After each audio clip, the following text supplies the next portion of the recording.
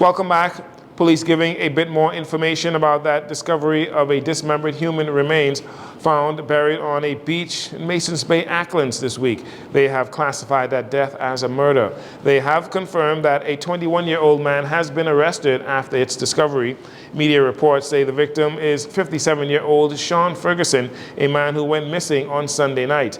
The main suspect in his death is his son, who recently returned to the island after receiving counseling here in the capital.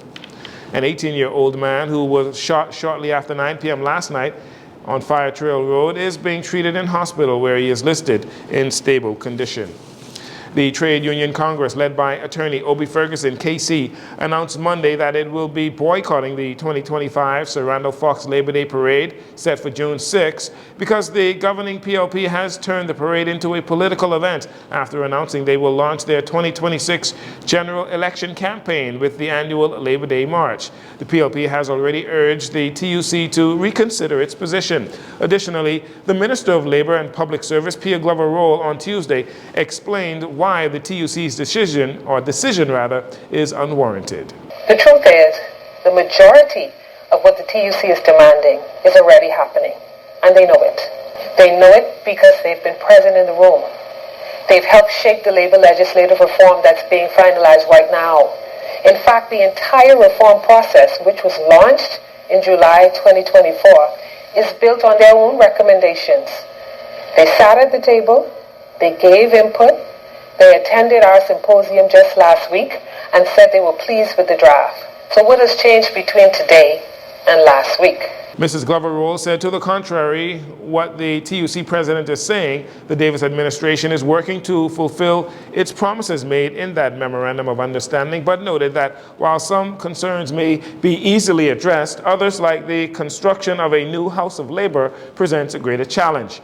She does not feel this is reason enough to boycott the Labor Day Parade. You don't have to agree with us, but if you intend to walk away from the National Parade, from a day that belongs to workers, not parties, then have the decency to come to the negotiating table in good faith and make a decision based on the facts. The Davis administration has kept the door open as a matter of policy. Ultimately, regardless of our views, we must all come together in the name of progress if we truly support the advancement of labor in our nation.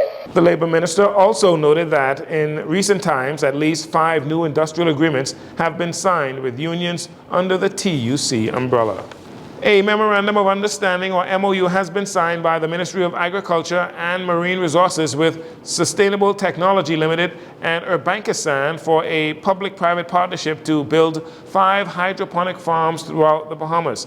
The first of them here in the capital on Farrington Road. This is another move by the government to help reduce the nation's excessive import bill. Prime Minister Philip Davis shared the importance of the country being able to produce more of our own foods. Remember 9/11? And then we were about a week away from being unable to feed ourselves because everything was shuttered. Remember the pandemic? Everything again was shuttered. And we were scrambling to ensure that we were able to feed ourselves. With initiatives such as what we have here today assures us that we are well on the way to ensuring that those events, if were to occur again, we need not to be so concerned about the risk of us being unable to eat. Minister of Agriculture and Marine Resources Jomo Campbell said this partnership is expected to position the Bahamas at the forefront of agricultural technology. He said the project is not just about growing food, but about the growth of our people. With this partnership, we are investing in our own and nurturing the next generation of agricultural entrepreneurs, engineers, and innovators.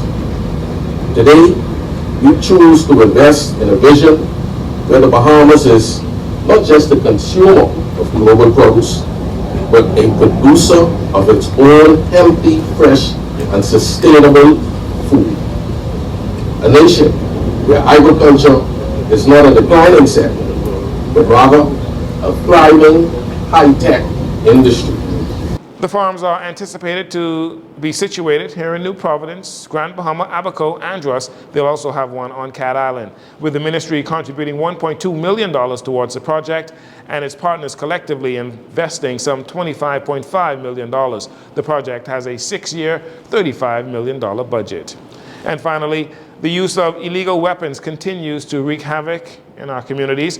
Police on Eleuthera arrested a 69-year-old American man on Tuesday at the North Eleuthera Airport in Lower Bogue because he had an illegal firearm in his possession. Back here in the capital, Operation Black Scorpion seized illegal weapons in 3 separate incidents, arresting several people. In the first incident, a search of a male pedestrian while on Hospital Lane in the Baines Grantstown area resulted in the confiscation of a firearm with ammunition, and a 27-year-old man was arrested in that case. The second incident, officers executed a search warrant at a home on Hospital Lane, again, where a loaded firearm was discovered. 2 males of that home, a 19-year-old and an 18-year-old, were arrested. And in the third incident, officers approached 3 males standing outside a residence on Lakeview Street. A search was conducted, leading to the discovery of a firearm containing ammunition. As a result, the 3 men, ages 30, 28, and 24, were taken into custody. Operation Black Scorpion is a collaborative effort involving the Royal Bahamas Police Force and the Royal Bahamas Defense Force. Well, that'll do it for your JCN Evening News. Once again, I'm Dorino Saunders. Thank you so much for joining us.